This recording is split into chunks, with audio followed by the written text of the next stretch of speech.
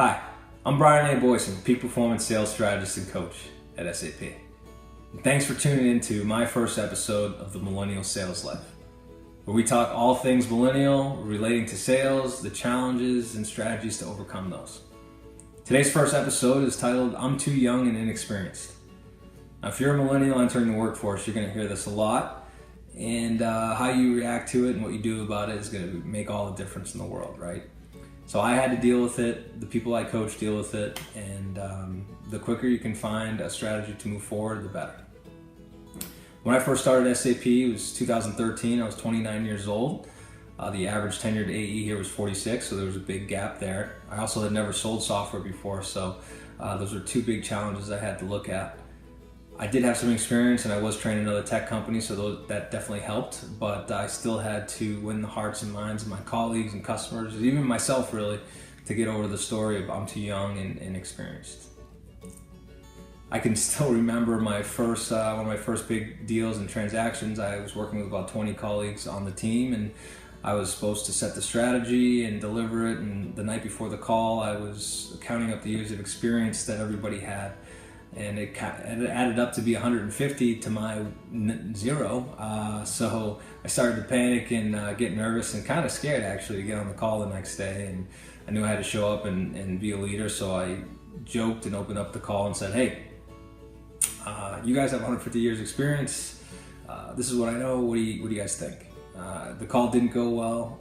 I got a call from management right after that with some direct feedback, and they were going to pull me off the account and give it to someone that was more experienced and maybe older, but I listened and learned and executed against the feedback and was able to keep the account, and it made a big difference in my career and moving forward and my results that I achieved that year.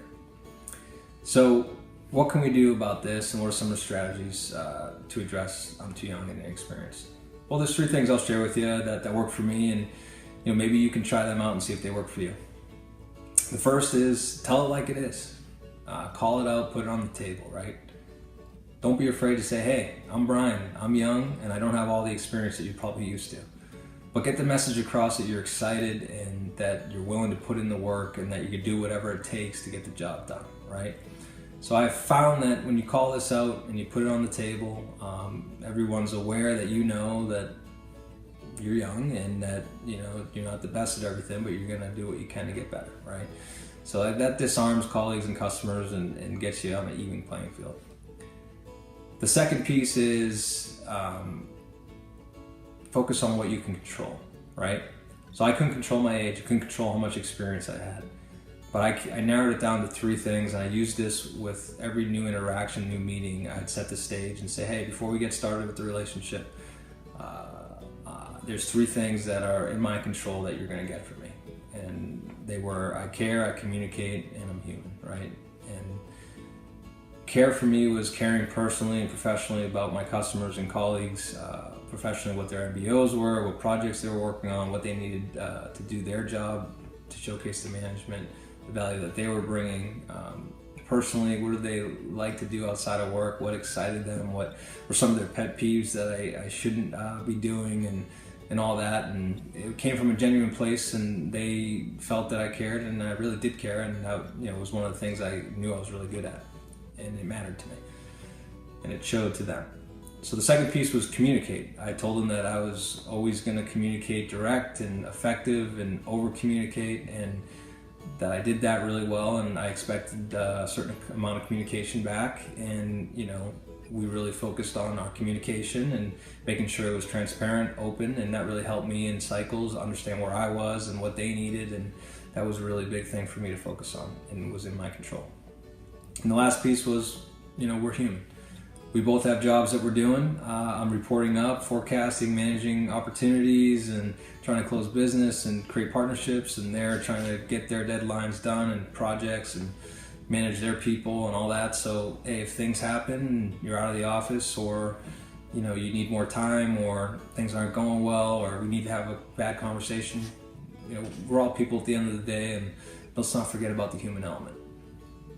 And the last piece that's critical is develop yourself. You can't forget to develop yourself.